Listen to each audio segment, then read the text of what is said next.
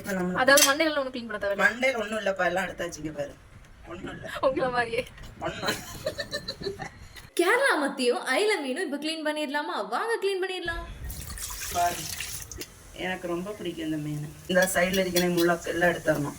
வேற இங்க ஒரு முள் இருக்கா, இதை கட் பண்ணி எடுத்துடணும். இந்த இதை நம்ம கையிலே எடுத்துடலாம். இந்த மீன் பேர் என்ன? அயல மீன்.